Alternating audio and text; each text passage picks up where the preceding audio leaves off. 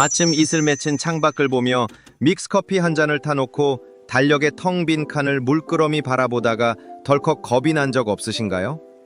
남들은 새벽 수영에 등산까지 다니며 펄펄 나는 것 같은데 나만 이부자리에 누워 천장문이나 세고 있는 건 아닌가 싶어 가슴 한 구석이 서늘해지는 그런 아침 말입니다. 평생을 새벽밥 지어 먹이고 만원 버스에 몸을 구겨 넣으며 쉼없이 달려온 세월이건만 막상 주어진 넉넉한 시간 앞에서는 길 잃은 아이처럼 쩔쩔매게 참 이상한 일이지요. 동창 녀석이 단톡방에 올린 화려한 나들이 사진을 보면 내 처지가 초라해 보여서 무릎 관절이 시큰거리는 날에도 억지로 등산화를 우겨 신고 집을 나서곤 하셨을 겁니다.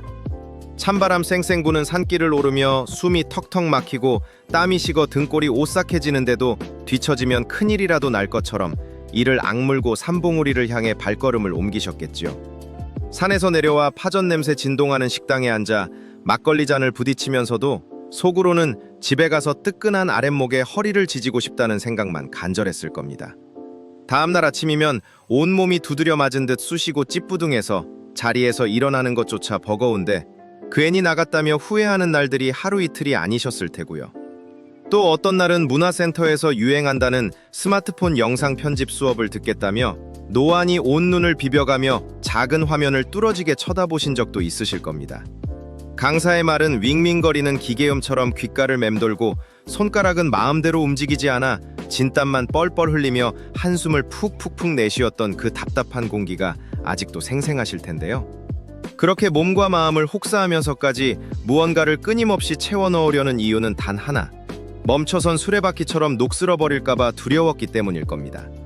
하지만 어르신들, 우리가 시계 태엽 감듯 스스로를 팽팽하게 조이며 살아온 날들은 이미 지나간 달력과 함께 뜯어내버리셔도 괜찮습니다. 나이가 든다는 것은 고장난 자동차처럼 억지로 엑셀을 밟아 매연을 뿜어내며 달리는 것이 아니라 조용히 닻을 내리고 잔잔한 물결의 흔들림을 온전히 느끼는 과정이거든요.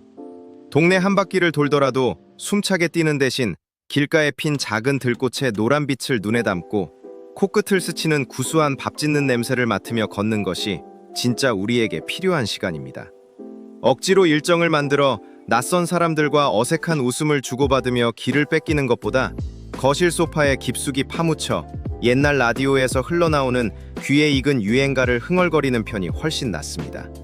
따뜻한 둥글레차 한 잔을 두 손으로 감싸쥐고 그 온기가 손바닥을 타고 온몸으로 퍼져나가는 것을 가만히 느끼는 그 정적이 결코 무가치한 것이 아니라는 뜻이지요.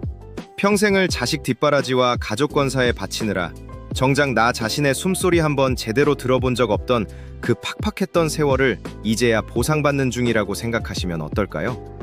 몸이 찌뿌둥하면 하루 종일 이불을 뒤집어 쓰고 빗방울이 창문을 때리는 타닥타닥 소리를 자장가 삼아 달콤한 낮잠에 빠져드는 것도 아주 근사한 하루의 일과입니다.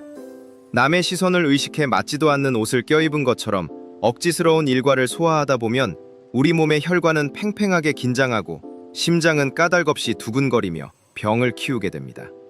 쉼없이 돌아가던 공장 기계도 때가 되면 전원을 끄고 기름칠을 하며 열기를 식혀야 오래 쓸 수 있듯이 우리 몸도 이제는 서늘한 그늘 아래서 땀을 식힐 권리가 있습니다.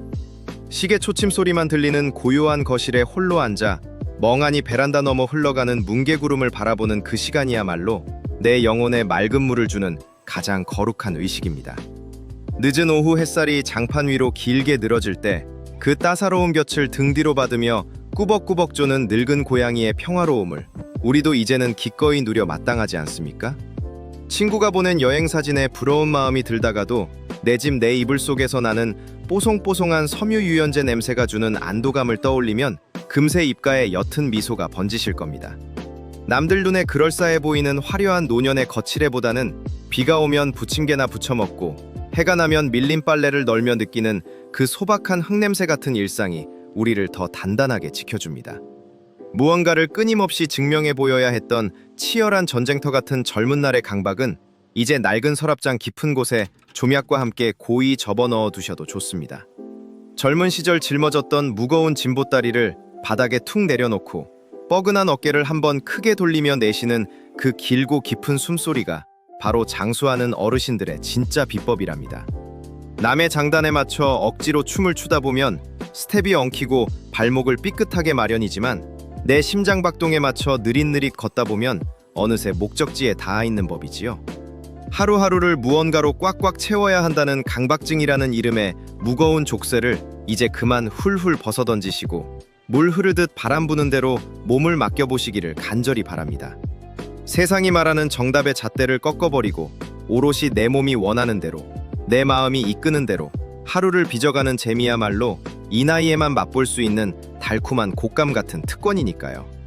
어제보다 오늘 더 많이 쉬었다고 해서 스스로를 쓸모없는 사람이라 깎아내리며 자책하는 그 모진 마음부터 따뜻한 아랫목에 녹여 내보내셔야 합니다. 무리에서 밖으로 겉돌며 남의 인생을 기웃거리는 대신 내 안의 고요한 우물물을 가만히 들여다보는 지혜를 가지신 분들이 결국 마지막까지 웃으며 건강하게 곁에 남아 계시더라고요. 진정으로 오래도록 빛을 발하는 노년이란 남들보다 앞서가며 땀 흘리는 것이 아니라 가장 편안한 흔들자에 앉아 자신의 시계를 가장 느리게 맞출 줄 아는 여유에서 비롯됩니다.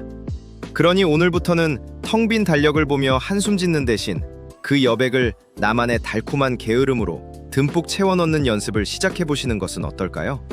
지금 당장 스마트폰을 열어 관절약 챙겨 먹어가며 억지로 모임에 나가려는 친구분들에게 이 이야기를 전해주며 오늘 하루는 따뜻한